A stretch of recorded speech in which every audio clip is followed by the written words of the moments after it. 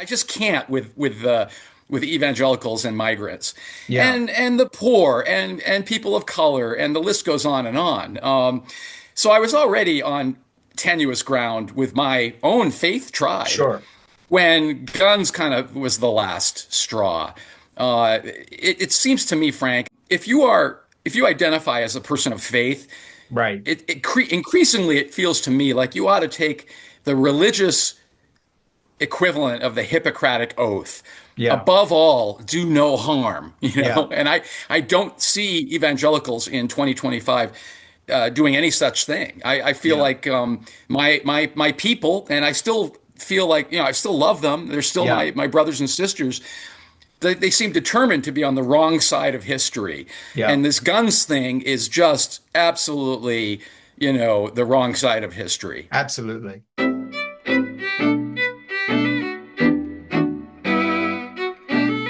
Hey, let me introduce you properly here, Sure. and we'll get this thing going. Okay. This is In Conversation with Frank Schaeffer, and my guest today is William J. Kole. And William, or Bill, as we will call him from now on, is a veteran journalist and acclaimed ex-foreign correspondent who has reported from North America, Europe, Africa, and the Middle East. As Vienna bureau chief for the Associated Press, that would be AP to most people, he wrote extensively on the nexus of crime, the weapons trade, arms trafficking, and terrorism across Eastern Europe. He is the author of In Guns We Trust. We're going to be talking about that. The Unholy Trinity of White Evangelicals, Politics, and Firearms. This is In Conversation with Frank Schaeffer, and please subscribe right now on YouTube, and to In Conversation with Frank Schaeffer on Spotify and Apple Podcasts, and to my Substack page, it has to be said, at frankschaeffer.substack.com. And you can also follow my new project at thegospelofzip.com, which launches November 1, both on YouTube as a 7-hour and 15-minute read aloud free book for all of you people, and also for sale then where books are for sale at the same time. But today we're talking about In Guns We Trust. And the first thing I want to show you, Bill, is that not only did I read this hard copy, but if you can see the dog-eared book pages, every single one of Okay. those dog ears is a note. Every single note is a question. This would be a typical page. Chapter 6, Gunmakers for God. Take a look at the page. So when I prepare for a book, I am the Okay. only interviewer who will actually read the book. Not that I have a dim view of other interviewers, but I really read it. And so when I say I love this book and I want to, part of my book club, we're making it a January offering. We have a book club called It Has to Be Read, that goes with my commentary page. It has to be said, and we do not do all the books we interview authors on, only ones we feel are really important. And yours, sadly, is ripped from the headlines. And Right. so we're going to talk about this book at length. And what I did to start with is I kind of pretend I'm the publisher, and I do something publishers could do and sometimes don't, and that is I chose some quotes from the book that I think set it up. And would be, if I was doing a blurb, I'm going to start by reading the bits that I would put together as one passage if I was doing that. And I write on the top here, see, you can see I've written open. I don't know if you can see it. I can And see it. then I'll have to skip about a good bit. So bear with me. Here's my open. I identified as an evangelical for 3.5 decades, and for years I had no idea that gun ownership among evangelicals is more than 4 times higher than among some of those who adhere to other major faith traditions. 41% of white conservative Christians own a gun, the Pew analysis finds, compared to 1 in 10 Jews and Muslims in this country, and fewer than 1 in 3 people across the general population. And then my little note says, go to page 17. So I'm going to do it because I told myself to. And on page 17, I'll continue with this. And just as white evangelicals' fierce defense of the Second Amendment right to bear arms has made them indispensable to the NRA, it has endeared Donald Trump to them. And now to page 26, to continue my little excerpt here, to open the book, to give people a sense and a flavor of it. Bottom line, America is a virtual armory sitting atop a powder keg of Christian nationalism. And now to page 31. To continue. Um, and by the way, when I read on Kindle, I'd have all this neatly in a file, but I think it's sort of in terms of like impressing authors, the fact I'm paging through your book pleases your heart. So I'll do that. It does In indeed. yeah, in the chapters that follow, we'll explore why believers traded pacifism for pistols when they came to view the Second Amendment as God breathed, and how some evangelicals are even using shooting ranges to share their beliefs and grow their churches. I love the story you had in one about somebody who put a shooting range in the back of the church and they sort of combine it with Bible studies, which I think is pretty interesting. So, anyway, that's kind of how I wanted to introduce the book by just showing people a little flavor of it. But the first thing I want to ask you is just to declare who you are. You know, when people ask me who I am, I tend to say, well, maybe I'm a writer, but if you really want to know who I am, I'm somebody who's done childcare for three of my youngest grandchildren for the last 17 years who live across the street from me. And I also write books. And when you ask about my evangelical background, I say, well, it's very complex. And I describe myself as an atheist who prays. In other words, conflicted and uncertain about things. And that comes from my background. So before we get going, I'm kind of interested that it seems to me that you're kind of like my friend Tim Alberta, who wrote a book called The Kingdom, the Power, and the Glory. And I was interested when I interviewed Tim, to find that he was a passionate, believing evangelical himself, but really criticizing the Trump phenomena from the point of view of the pastors he had talked to, who tended to be less right wing than their people, and they were getting bullied into supporting Trump otherwise or else. They'd be kicked out of their churches or whatever. Yeah. And you talk about French and some of these other writers in the Atlantic and other places, some of whom we've interviewed. But I'm curious because people need to know where you're coming from. Unless I don't want to put words in your mouth, but you're writing In Guns We Trust as a Christian. You're not on the outside of the movement. You're not part of the ex-evangelical movement that sometimes people identify me with.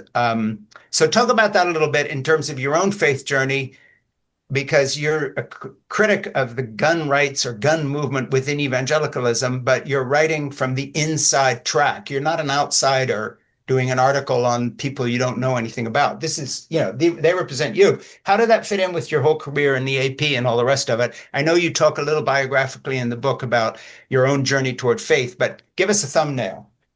Sure. So, I mean, I guess if I had to, describe myself to your listeners and viewers, I would just say I'm a journalist through and through. I remember I had pastors who would make a big deal out of saying, we are not what we do. Well, guess what? I am what I do. Yeah, Journalism is kind of a calling, as for me anyway, as high a calling as anything else could be. Yeah. And the quest for truth and justice and all of that is very noble, and it grabbed me hard as a young man, and I've done this work all my life. So I am a journalist. I am an ex-evangelical actually now. I really I kind of started to distance myself from evangelicalism because of I couldn't suffer the stances that the movement took on LGBTQ, human beings, Yes. on migrants, these Yeah. beautiful people. I worked outside the United States as a foreign correspondent for a third of my life, and Yeah. I just can't with evangelicals and migrants, Yeah. and the poor and people of color, and the list goes on and on. So I was already on tenuous ground with my own faith tribe Sure. when guns kind of was the last straw. It seems to me, Frank, and I've been talking to this with some friends recently.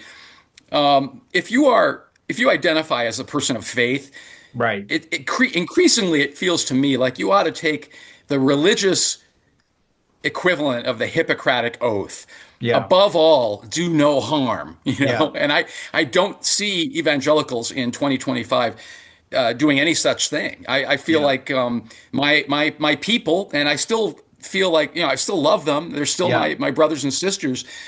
They seem determined to be on the wrong side of history. Yeah. And this guns thing is just absolutely, the wrong side of history. Absolutely. Yeah, kind of a final straw. This is not in your book, but once in a while you have a sort of a moment of clarity where you're saying something comes up in which there is no wiggle room, and it's very much related to your book. Once when Kirk was shot, the one thing I never heard Yeah. from anybody on the right at all was any question about how the guy got his gun or whether that was a good Yeah. thing. It was assumed, no, of course, that's fine. So let's not talk about that. And of course, that happens with every single tragedy. Well, let's not talk about the gun. It's a mental patient or whatever. But then that's not my moment of clarity. At the memorial service, one of those things where you're just saying, wow, this has gone a long way, when his widow stands up and says, I forgive the person who shot him, and does the thing that in my childhood as a believing evangelical being raised in a mission 70 years ago would have seemed, yeah, this is the right thing to do. Jesus says we're supposed to forgive. And 10 seconds later, on the same platform, to her face, Donald Trump says, yeah, but I hate my enemies. And that's the way I see it. Now, there's so much in the history of the move to the right of the evangelicals and what you talk about in Guns We Trust and so forth and so on. But it's rare you have almost an Orwellian moment of clarity where the two things are there right on the page. Not they didn't happen a day later, it's right here. So one Right. person's saying, I'm a Christian and so I forgive my husband's killer. And I'm not commenting on her sincerity or lack thereof or any politics about this at all. But in her face, someone turns to her, the president of the United States, and says, yeah, but I hate my enemies. And the strange thing is, if you're not in the evangelical world and you weren't raised as I was by the parents I had, this might just go over your head in the same way that if you're a white person strolling down a street and you hear the N word somewhere, it goes over your head. But if you're a Black American who's suffered hearing that at a traffic stop, it's going to hit you different. And when I heard him stand up and say, yeah, but for me, it's not about forgiving your enemies. You hate your enemies. I hate my enemies. And that moment was sort of a choice. And I was thinking, if you had been raised as an evangelical, in that moment, you would either say, I've changed the definition of what it means to be a Christian if I can go with this. Or it would Right. call you back and you'd say, wow, a line has been crossed here that maybe the secular media won't notice, maybe people out of our environment won't notice. But, you talk about Billy Graham and how he opened the door to some of the right wing stuff with his anti communism and Nixon and so forth. But in the day, Billy and any evangelical would have been on the side of the person, at least publicly saying they forgive, whether they did that themselves or not. So Right. I don't know. I Absolutely. just throw that out to start this discussion because I think one of the things that is brilliant about In Guns We Trust is within the story of guns and evangelicals, you also chart their journey away from the centrality of Christ's teaching into really a completely different religion, centering around the ownership of a firearm and having a gun range in a church. So that Yeah. um, I look for this little story that's not in your book as a kind of a point of departure to discuss the overarching theme of your book. And then we're going to get into all these pages I've marked and the actual story of your book. So, first, just go there for a minute because you're old enough to know. And as a journalist, you have been tracking many, many things. Let's first just talk about how far the white evangelical male believing church has gone in what they profess to be true when it comes to not just guns, but revenge, violence, killing, and all this other stuff. And I never would have predicted this 50 years ago. If you'd told me we'd be having this conversation, I'd be saying, well, they'd never go there. Of course not, because then you couldn't call yourself a Christian anymore.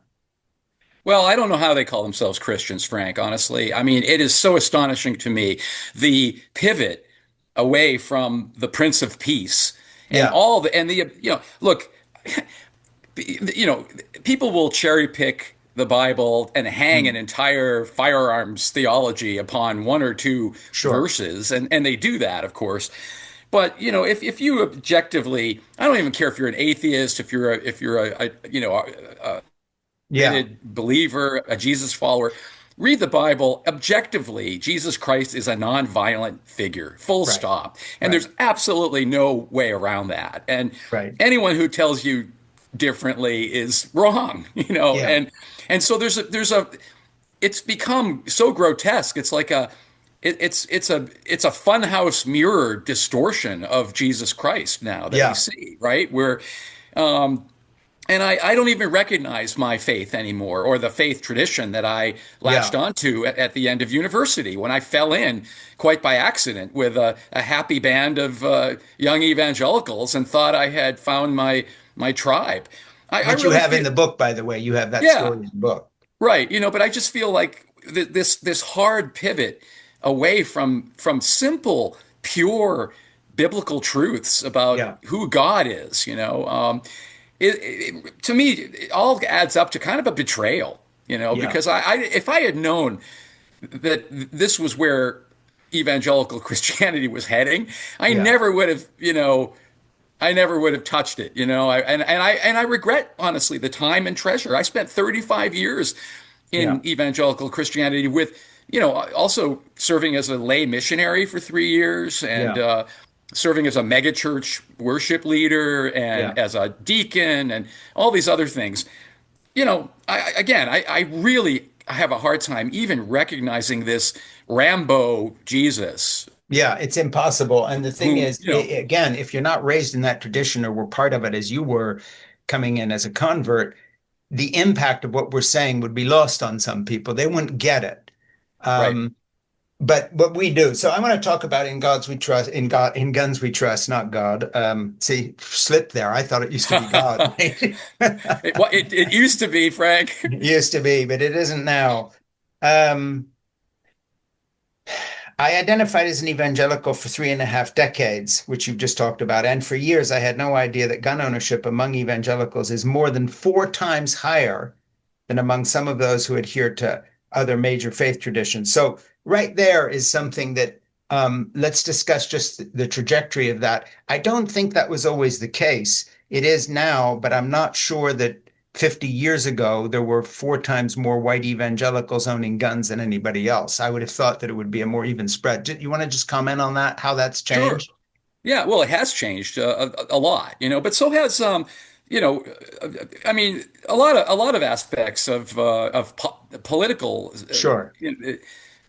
awareness and just taking stands on things. I mean, look, back when I became a Christian in the early '80s, Yeah. I think it to some degree, well, a little bit before in the '70s, Christians were starting to get worked up about abortion. Yeah. Prior to that, Christians didn't talk about abortion. Well, It or really any wasn't political moral litmus or test, any as in that right. and there were evangelicals who were conservative who would sometimes vote Democrat. That's right, absolutely, and that happened a lot.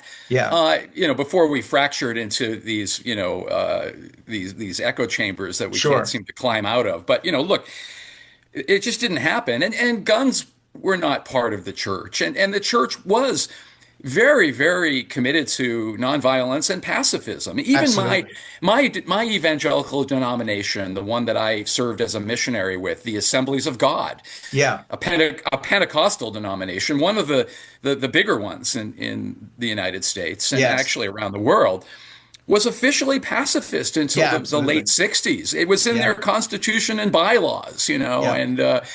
and of course they've taken a hard tilt to the A very right. hard tilt. And, One of the things I and just want to point out to people who are thinking about your book, In God, Guns We Trust, there's really 2 paths in this book, and correct me if I'm wrong. One is the discussion we're having now in terms of the change that the journey evangelicals have been on, how they've changed and are no longer perhaps even Christian, let alone evangelical, in the sense that that word would have meant to say my father in the 1970s, what the word meant. But there's another thing in your book that we don't want to miss, and it's a sort of a 50-50 split, and that is taking the intellectual, philosophical, political presuppositions of this movement and actually examining the truth of them.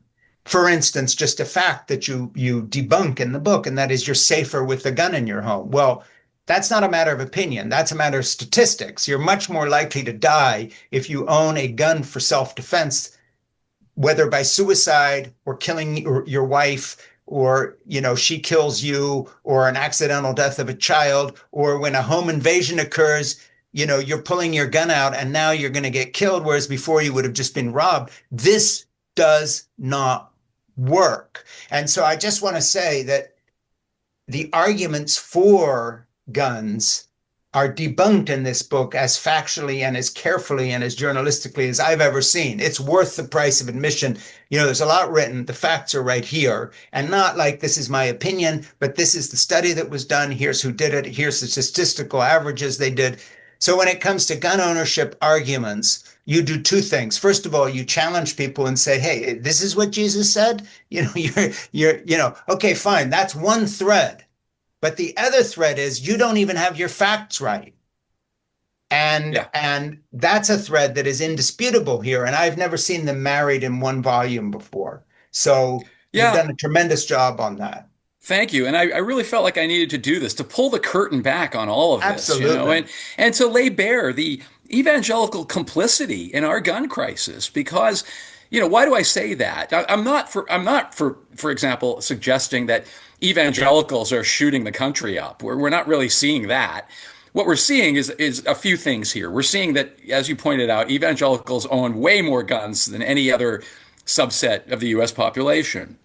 We also see that white evangelicals play an outsized role in the gun manufacturing industry. Well, and you name people who own the companies that are making the most deadly weapons, have got Yeah, Bible verses on their guns and are claiming they're doing it in the name of Christ. And these are right. making weapons that blow you apart to the point where you quote a surgeon saying, these are inoperable wounds. These are the most vicious Yeah. weapons that have ever been on the market.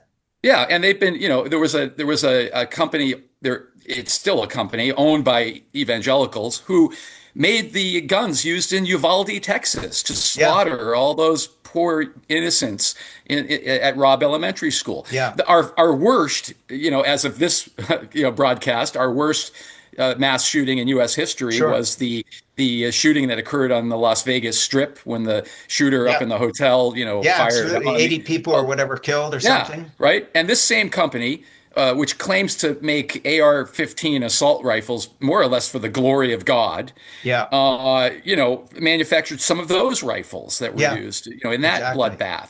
And so there's that, right? So owning more guns than anybody by far, making guns, and especially, these military style weapons, which to my mind don't belong in civilian hands. And then really here's the big push here. Here's the real problem. At 60 million strong, white evangelicals are a potent political force in this Yeah, country. And they are, reliably voting for like-minded candidates. And so, yeah, you can't get elected to a governor's office or a congressional seat or even a state legislative seat yeah. in a red state without the support of evangelicals. And one of the And things one of the things you address consistently, just to explain your point and why it's so important, is that this same group tend towards an apocalyptic paranoia that's weird because on one hand it's the end times are here and Jesus is coming back, so none of this matters. But on the other hand, it's somehow violence is excused by the fact that these are the end times and everything is, going down the drain. And yeah, you follow this line of fearfulness that runs through this whole thing. So the people who say they have faith in God to direct our lives and care for us are also the most paranoid, fearful group in America, and they're armed. right. So exactly. And let me hop on that in a second. Just to complete that last thought, uh, we have evangelicals who are, you know, electing representatives who are blocking access to, or progress on gun restrictions that surveys show most Americans want. Look, more than 80% of us Sure. want common sense gun restrictions. We're not talking about disarming Americans here. Right. Nobody's coming for your gun. Right. But look, could we have universal background checks so that, Yeah. you go to a gun show and buy a weapon and you have to have a background check or a person to person private sale? Mhm. Right now, that step isn't taken. Uh, or, and then again, a ban on these military style weapons. Most of us want that. And Yeah. evangelicals, by propping up these lawmakers who have A ratings from the National Rifle Association, are Yeah. essentially standing in the way of the progress that most of us say we want. And Yeah. I find that is complicity, right? So, Absolutely. then what you just said, it becomes even more troubling when this gun culture is becoming such an article of faith evangelicals at the very time that Yeah. Christian nationalism is ascending. Right. I mean, look, Christian nationalism lives in the White House. It Yeah, lives absolutely. in the Capitol. It lives, this was a fringe theology 10 years ago, maybe Yeah. even 7 or 8 years ago. It was Yeah. still a little, and now it's mainstream. Yeah, and And you so talk I've, about that. You say by yeah, invoking the evilness, is a quote of someone else, by invoking the evilness of humanity, such leaders provide a theological gloss to the guns don't kill people argument that has long overshadowed our national conversation about gun violence. And then, you know, in another place you say, um, the way they disparage and dismiss any other concerns. Black Lives Matter, not particularly all lives matter. Gay rights, straight out of Sodom and Gomorrah. White privilege, not a thing. And stop playing the race card. Gun problem, more like a mental health problem. But then, of course, there, the lie is given to that because if it is a mental health problem, then let's have background checks. yeah, and look, this is a uniquely American scourge. Yeah, Again, having lived outside the United States and reported outside the U.S. for many, many years, you just don't see this kind of gun violence anywhere else but in America. Not yeah, even in Gaza, for God's sake. right. Obviously, it's a combat zone, but person on person, abuse of firearms is not. You don't see It's that not the there. same. Yeah, No. yeah, So this mental health thing is a ruse, right? Because mental health occurs in every society, yeah, but blowing up schools and turning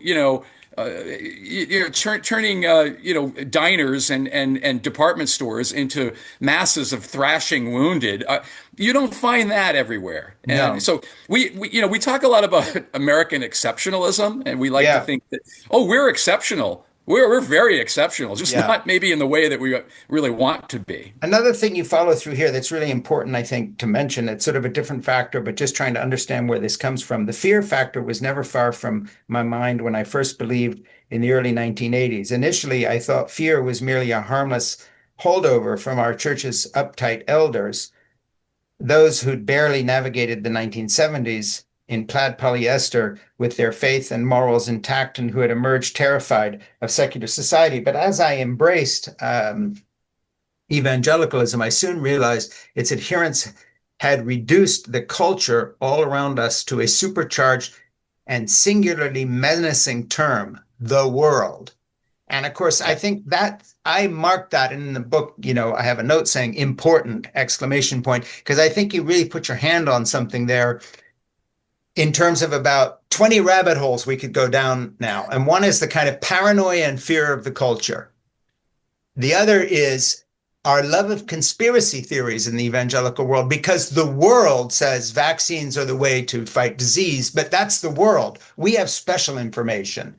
The world says mass shootings occur because there's a proliferation of guns, but we know it's just evil people and we need more guns. And so talk a little bit about that, because I think, again, people don't understand that. And your book is brilliant about this, and that it was the number of rabbit holes you go down when you dismiss what I'll just call common sense knowledge. Vaccine saves lives. Guns in homes are dangerous. Um, it's not just that evangelicalism rejects some of this, it's that we evangelicals are groomed from birth to not accept what, at face value, I think it's fair enough to call normal explanations of reality. And that goes for evolution, that goes for gun rights, that goes for vaccines, that goes for, sexual attraction and so forth. So every time that the evangelical world goes up against the world, here's the last rabbit hole and the biggest ones. They see themselves as victims who must defend themselves with firearms because the world is so far off our chart that sooner or later they're going to come for us, or they're going to take our children, or they're going to, whatever. So just get into that, because I'd say, of 4 or 5 big things in your book, this is sort of the heart of one of your arguments. It is the heart. It really is the heart of the whole book, this fear factor. It's what motivates, gun sales. I mean, people Yes. are afraid, so they buy a Yeah. gun, right? Yeah. And there is this sort of mystifying fear, I almost paranoia. Yes, I don't quite absolutely. get it. again, we're talking about a cohort of people that's 60 million strong. Yeah. And these are white folks, okay? And So very look, without male putting too, by the way. Very very, male. very male, yeah, for sure. But look, so they're white, they're male. They They're arguably have more scared privilege. and they're Yeah, but scared. they have more privilege than anybody else in the country. So what Right. are they scared of? Yeah, I mean, they've exactly. got it. This is what we could talk about this a little later because part of my argument in concluding the book is we can't really solve this problem unless we engage with evangelicals. Yeah, And one absolutely. way to do that is just to ask them, have thoughtful conversation. What are you really afraid of? Yeah. Because look, we're seeing fear manipulated at the highest levers of power. The White House and President Trump are, capitalizing on people's fears and distorting reality. I mean, the crime is down in American cities, but Yeah. he's sending the National Guard Yeah. into our great cities, and we don't need it, because crime is down, and certainly Yeah. violent crime. Yeah. So there's this false narrative and a lot of mythology that supercharges this whole gun thing. Yeah.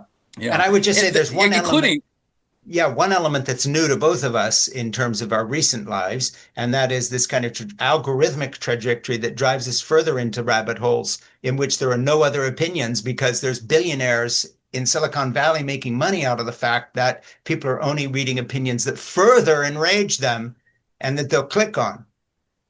Yeah, that's right. And if you have a different thought, it gets suppressed by the algorithm, and not very few people see your differing opinion. So it's not a great situation. Look, there's so much mythology here. This idea that a good guy with a gun is needed to subdue the bad guy with a gun.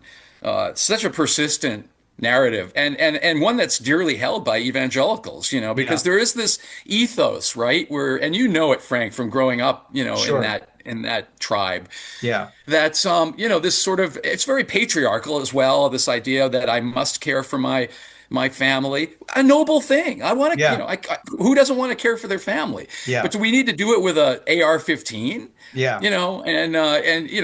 But this has been distorted into something otherworldly and yeah. something completely, from a Christian point of view, unbiblical. I mean, Well, where you, also unfactual. And just to go, I was saying there's several strains that run through your book, and one is just to challenge some of their lack of grounding when it comes to facts and things like self-defense. But numerous studies have shown that although a well-trained, highly skilled, cool-headed everyman with a gun does occasionally manage to avert greater loss of life, it happens far, far less frequently than the NRA would have you think. Harvard University researchers who analyzed data from the National Crime Victimization Survey spanning 2007 to 2011 concluded that gun owners managed to successfully defend themselves, and this is sort of great, in fewer than 1% of crimes. Another study found that the percentage of people who use their gun in self-defense is similar to the number of Americans who claim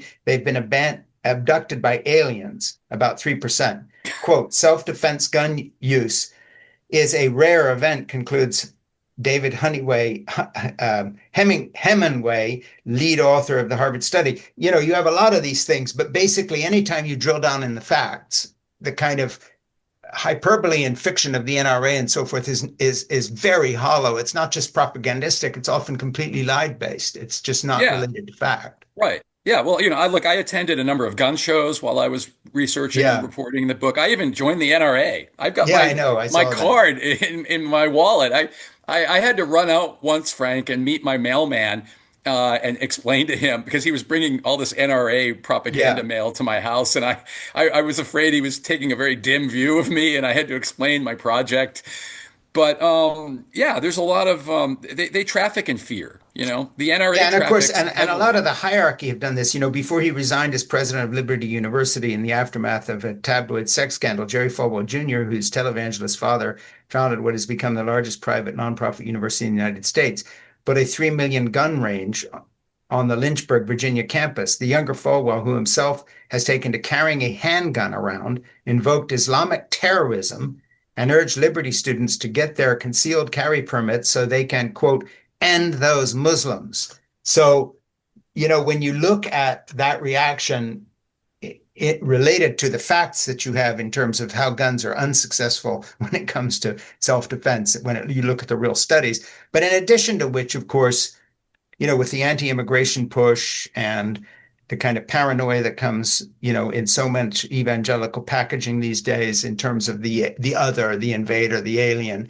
um, it's no wonder that Donald Trump plays this up. But of course, what he's doing is very similar to what other leaders who have been, in oligarchical kind of corrupt systems that he's imitating and copying from, like Vladimir Putin, for instance. Yeah. They do the same things everywhere. So you're not saying, hey, this is unique to America.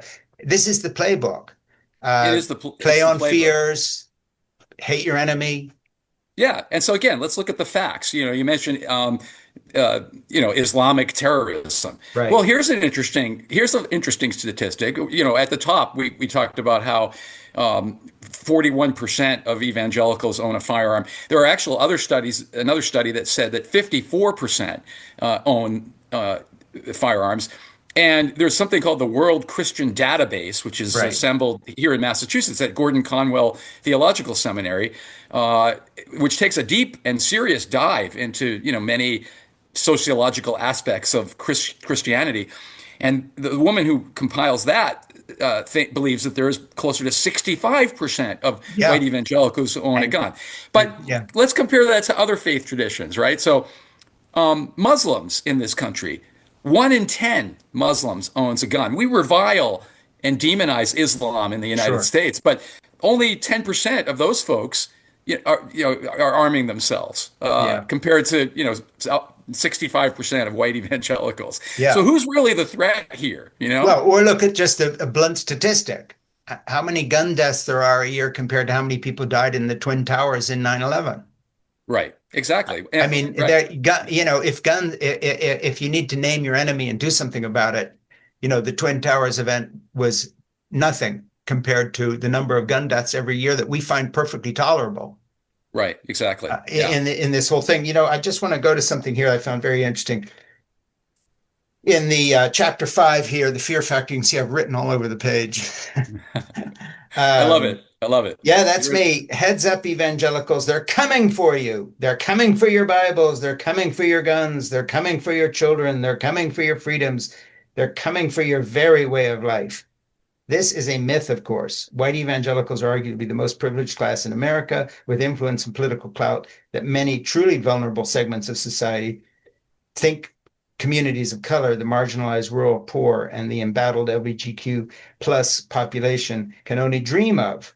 And yet it persists, driving the narrative around the supposed need to be armed for self-protection, or in the darker and more extreme rationalization for overthrowing the government. So that's an interesting transition from the paranoid fantasy into their final argument is that the guns are not just for home protection, they are here in case we need a second American Revolution so we can overthrow the government. Yeah.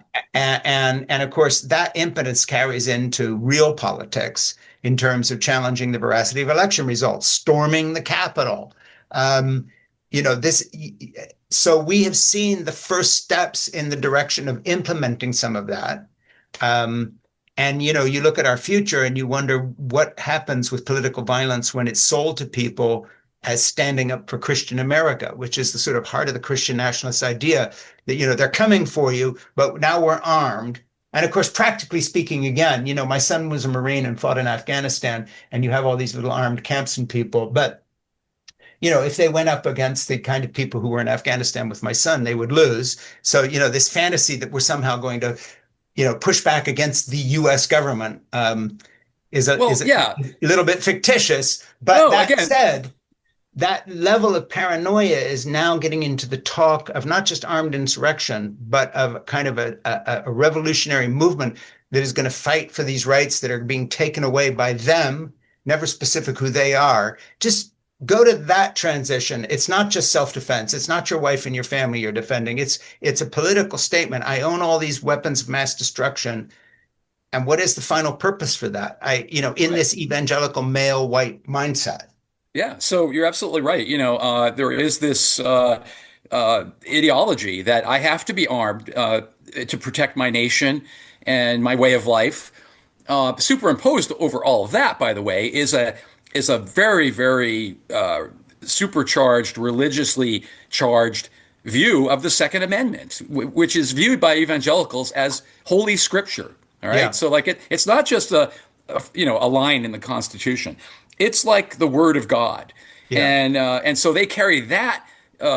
Mindset into this notion of I have to have my weapons at the ready in case I need to use them. And now sociologists regularly check in with different groups of people, including religious segments of our society, and ask them how likely do you feel that that you're ready to use your weapon against the government or yeah, against authority.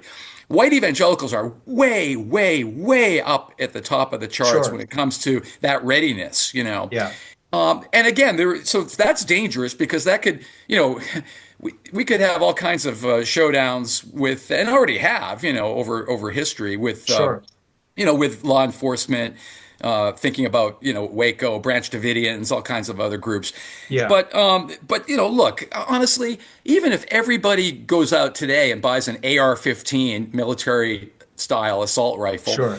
the U.S. government has nukes Yeah, that's right. and attack helicopters and submarines and tanks and drones and Yeah. I mean, do you really think that you're going to subdue the Pentagon with your Yeah, and who exactly AR? would it's so funny because you see all this rhetoric, anti-government rhetoric, and I'm 73 years old. My latest sort of encounters with the US government is going up to Haverhill to a very lovely regional social security office and talking to a wonderful black woman who helped me through the paperwork, and got my payments going, and people you can call when you're on Medicare. And the one time I was audited 30 years ago by the IRS because we had just moved from Switzerland as a missionary kid, and it was like, oh, you're from Switzerland, how polite they were. And then my son, who was a Marine, and I wrote this bestseller with him, Keeping Faith, a Father-Son Story about Love in the United States Marine Corps. And I spent a lot of time on Paris Island afterwards researching the book with the full blessing of the Marine Corps. And, these guys are being trained not to commit crimes in war, and they're very disciplined. And the crazy thing is, all the guns are locked away in the armory. The recruits who are going to be Marines and fight for us aren't allowed to touch these weapons, let alone march around with them loaded, ever. If some Marine recruit, walked out with a loaded firearm, they would be dishonorably discharged from the Marine Corps after spending some time in jail because it's Yeah, against the thing. So the funny thing is, having had a son in the Marine Corps, which is a killing machine and does it officially for a reason, and all my connection with the U.S. Marine Corps, to see them as a threat in terms of like, yep, they're going to march in here and take my children and teach them to be atheists or whatever it is. The ludicrousness of this in this culture, and like you, I've traveled. I lived in South Africa for a year. I grew up in Europe. Americans don't have any idea how ludicrous this is in the American context. And I just want to talk to you a little bit about the mentality that you found out there joining the NRA and all this other stuff. sure. What sort of a world do the people who own the guns and think they've got to protect themselves against the US government, what do they picture? To me, the US government is my local cop who patrols our neighborhood once in a while, the Social Security office in Haverhill, a couple people out there. I got to file my taxes. What are they picturing in reality when they go to these crazy fantasies? What do they see? There's so much Christian nationalism and fear is whipped up within faith communities that there again it's a complete distortion of reality. And I quote in the book a comedian. His name is escaping me right now. Who says, basically using the voice of an evangelical. Right. Don't get me wrong. I support the troops. I just want to be ready to kill as many of them as possible if I have Exactly. to. I mean, which Yeah. is right. But that's sort of that really lays bare this kind of schizophrenia that exists, quite frankly, in Yeah. And as the evangelical father of a Christianity. Marine who was proud of his service, I sort of take that personally. My son John is the US government as it projects its strength, Yeah. and he's not marching into anybody's neighborhood and never would have because he took an No, oath not to. The nearest we've gotten to that is the troops Trump's sending into our neighborhoods, the right. militarization of our cities by this right wing guy. I want to skip to something here. Normalizing guns in religious life results in meaningless legislative diversions instead of practical action when gun violence erupts. Sociologist Andrew Whitehead said.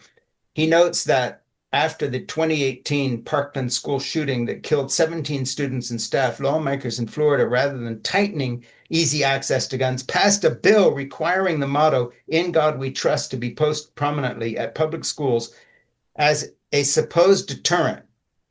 Neighboring Alabama and Louisiana since have done something similar with the Ten Commandments, raising concerns about church-state separation. So there's these sort of meaningless actions. But then in addition to that, you talk about Texas, for instance, and other states who, in reaction to mass killings, loosen the gun laws.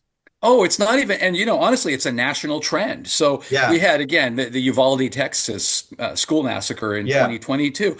Since 2022, state legislatures, plural, across the United States have passed more laws expanding access to guns than restricting access to guns. yeah, So, talk about going in the wrong direction here. yeah, Look, the fundamental truth here, and if we're not ready to face it yet, I don't know when we will, yeah, is the answer to our gun crisis is not more guns, right? I right, mean, we have so many guns in the United States, Frank. We can't even count them right, properly. We know that we have north of 400 million.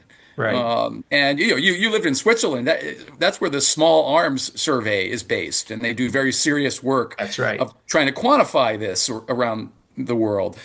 And their most recent count shows that in the United States we have 120 firearms for every 100 citizens, People. Yeah. which is more than double the next country on the list, which is the Falkland Islands, which has Yeah. 62 weapons for every 100 citizens. So we are awash in weapons, and there's just no way. This cockamamie argument about guns don't kill people, people kill people, Yeah. just sort of collapses on itself when you realize that guns are in such easy reach. Yeah, of course. And that's what makes us different from other countries. Well, and like I said at the beginning, when you look at Kirk being shot, the one thing I don't hear J.D. Vance say is, why did a guy like this get a gun? And how did he get it? I mean, they don't ask the obvious question. Same when somebody took a shot at Trump. So, we ask everything but the relevant question, studiously avoided. In conversation with Frank Schaeffer, and my guest today is William J. Kole. William is a veteran journalist, and we've been talking to him about a terrific book that's going to be in our book club in January. And I enjoyed it thoroughly, and I marked it thoroughly in Guns We Trust. And what the argument of this book is twofold. It's one, looking at the evangelical white Christian community predominantly that now puts gun ownership and the Second Amendment right up there with the parables of Jesus Christ and the Sermon on the Mount in a weird, kind of horrible, odd way. The other thing that this book does is completely debunk the facts, if you want to put them that way, of right-wing gun ownership, in the sense of just looking at the actual numbers of how many people are killed in houses by people invading the home as opposed to a guy shooting his wife, and what really happens. So I would ask you, if you're watching this In Conversation with Frank Schaeffer, to please subscribe right now on YouTube, and to In Conversation with Frank Schaeffer on Spotify and Apple Podcasts. And to my Substack, it has to be said, commentary page at frankschaeffer.substack.com. And you can also follow my new project that launches November 1, thegospelofzit.com, which is a book being put for free, no strings attached, online on YouTube for everyone November 1st, with me reading it, and then also is for sale on Amazon, etc. So to get back to your book here for a minute, I want to talk about something you say here. Do 21st century Christians really believe Christ would holster a Glock beneath his tunic or conceal an AR-15 within the folds of his robe? Too many may answer yes, but I can't buy that. So the let me put it this way: the absurdity of even needing to write that sentence, is sort of like saying, it would be saying, can you be a good Jew and believe that the Holocaust never happened? I mean, it's like total opposites, oxymoron.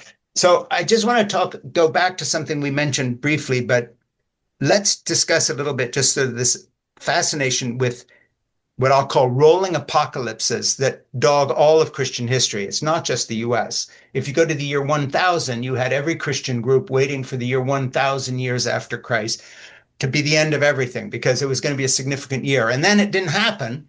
And then a group of theologians stepped forth in the year 1001 and said, well, it didn't happen because Jesus died when he was 32 or whatever his age was. So it'll be 32 years from now. It's 1032. It's not exactly from the date of his birth. Whatever. They had another reason.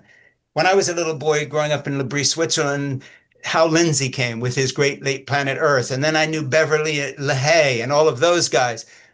And now you have Peter Thiel to go totally the other direction, saying we're in the time of the Antichrist. And it shows that, we need to be pro-technology and AI and all this stuff.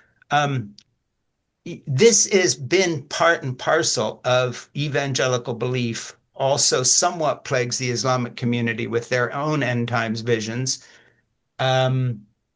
Someone like myself who's lived through all these iterations that didn't happen says enough, I'm done looking with this. And, I call myself an atheist who prays, but just talk about how that panicked apocalyptic hysteria is part of what you're talking about right here in Guns We Trust, because this is almost inexplicable without that.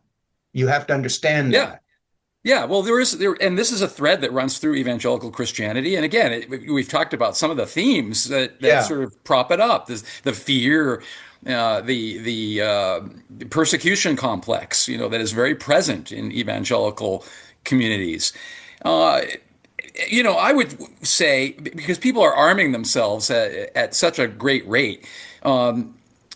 Many evangelicals, by the way, own more than one firearm. It's not Oh, just the yeah, one, absolutely. they could, some I know personally have small armories.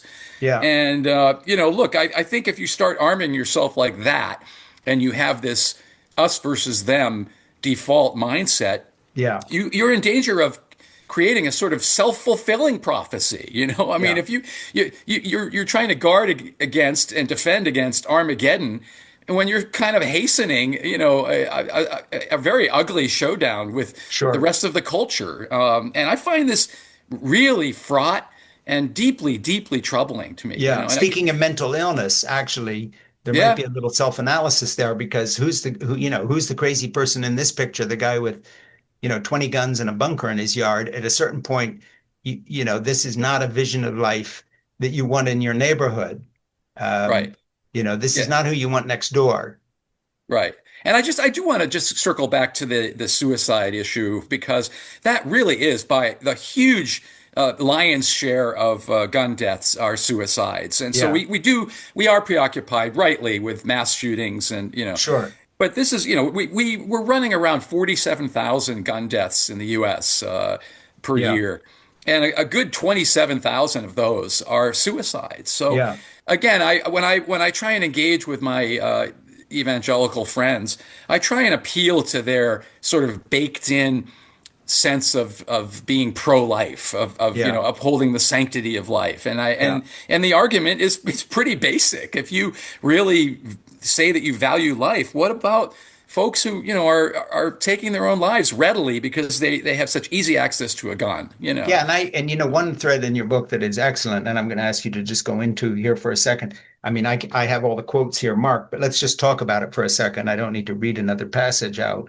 Is this business about not just gun ownership and suicide and all the rest of it, but this whole idea of packing firearms in church?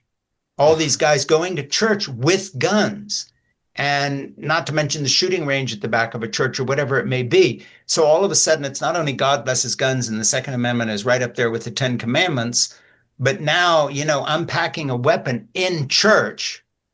And I can only imagine being raised in a family that's doing that. I mean, what is the message this sends to someone? I took my children to church and my grandchildren to church, and this is sort of on my own way out of the evangelical world. But they never saw me holster a concealed weapon to go to church. And when you talk about sort of a counterintuitive or a contradiction of anything that you would hold dear,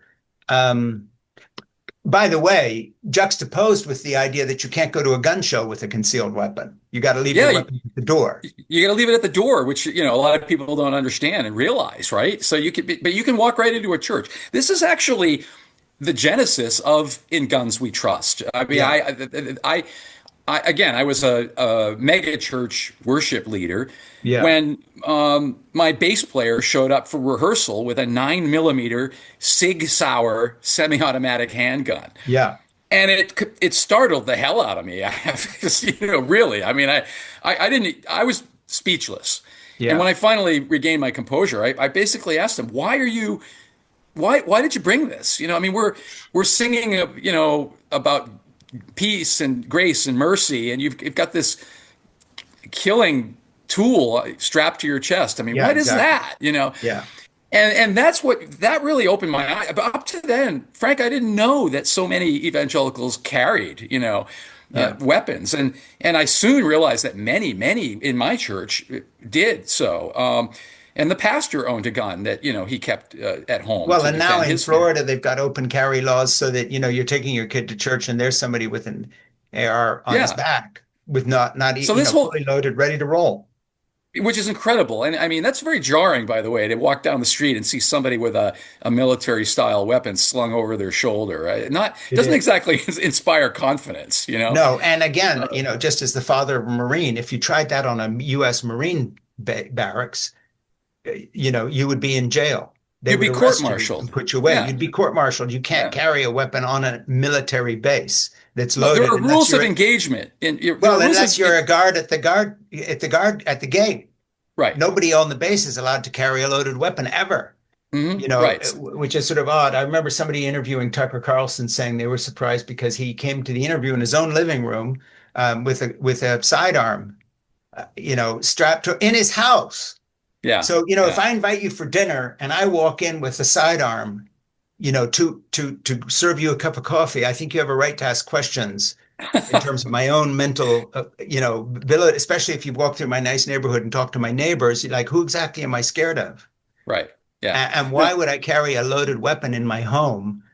Um, it, and there's and so again, forth. there's such a huge disconnect here. I think uh, even among people of faith, look, fear is the antithesis of faith, right? Yeah, I mean, really, if you boil, you can't, absolutely. you can't, have faith in something and be fearful. I mean, if uh, they just don't go together, Well, right? and So they I don't mean, even go together in this sort of a practical folklore of evangelicalism. right, I grew up in a home, we weren't Pentecostal Christians. We didn't believe in healing, but we did believe in anointing, laying on of hands. You prayed to God. You yeah, prayed to Jesus if you had cancer yeah. to help you. But apparently, prayer doesn't work when it comes to the neighbors who are about to attack your house because you're a Christian, or whatever the paranoia is. So the whole evangelical thing is being denied because you're supposed to trust in God for protection. You're supposed to trust in God for even your daily bread and whatever comes down. But when it comes to this, you're packing a firearm in church. I even in the book, in one passing, reference, I talk about this a little bit, and I broach the subject of a good death. Yeah. Is there such a thing as a good death? I mean, Yeah. again, this will make people squirm. It even makes me squirm to talk Right. about it a little bit Right. because I don't want to die. My first book was about living to 100, and how Yeah. more of us are doing that. Yeah. I'd like to be 100. Yeah. I don't want to die, and I'm not willing to answer any remote threat of gun violence by carrying a gun myself. Right. And if honest to God, if I were in church, I'm currently not attending because I'm really kind of trying to figure out what I believe right Sure. now. But if I were in church, uh, and I was dispatched into eternity by some crazy gunman who walked in, I'm there worshiping. I'm at peace with myself. Right. I'm in a certain state of bliss and Right. all the rest of it.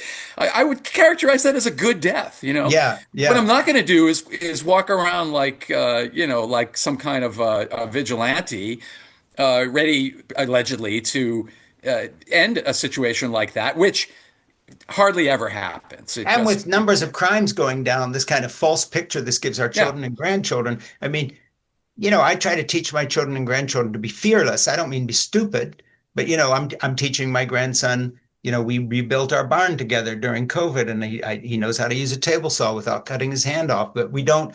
Risk aversion is not the first lesson I pass on to him. Here are our guns, learn to shoot, because if you hear a knock on the door and you don't know who it is, let's just open fire before you can see who they are, because, you never know. I mean, that's Right. not the way any sensible parent or grandparent raises a child. We live in a fear, especially in a day and age when crime is going down. And compared to the rest of the world, we're relatively safe, except for people carrying guns. Right. In this Yeah, crazy culture exactly. of ours, it's so counterintuitive. And all the good parenting stuff, all these good homeschoolers, everything they believe in terms of passing on values, character used to be the thing until it wasn't. After we elected Trump, now character is not a thing anymore. You can be accused of rape and run for president, or bitcoins and all this stuff. The evangelical movement has slid so far into this kind of odd twilight zone that Yeah. this is just part of it.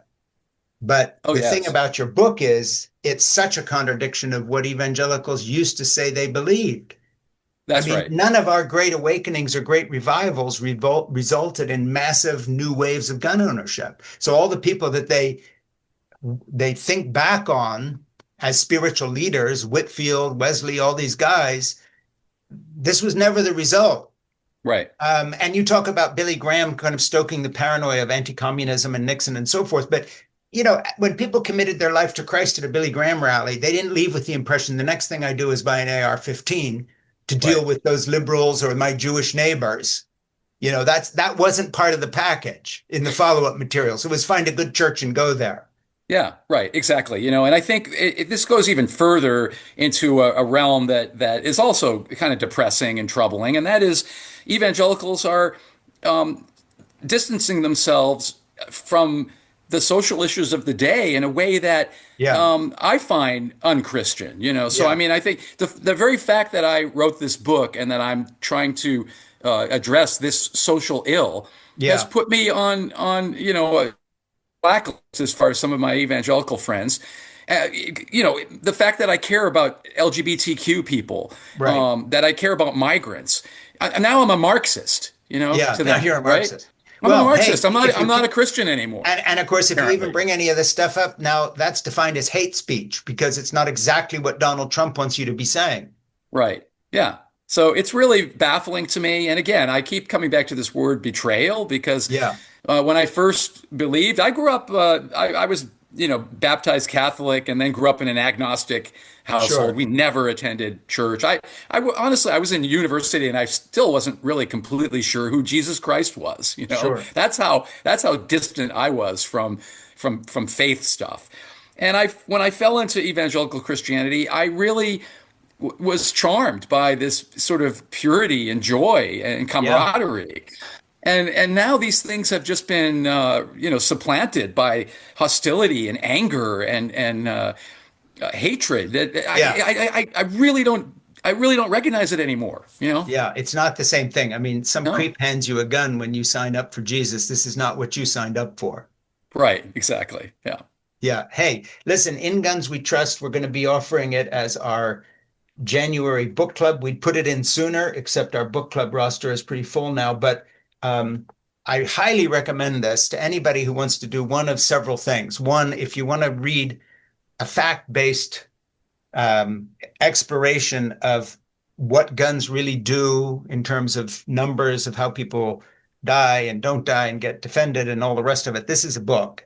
So it's got all that information in it, but also within it is, I think, the best argument that's been made in a very dispassionate, fact-based way that's easy to read and doesn't smack of anything propagandistic. You can finish this book and still vote for Republicans, if I could put it that way. But what you can't do is finish this book and say, evangelicals carrying weapons into churches is normal and good.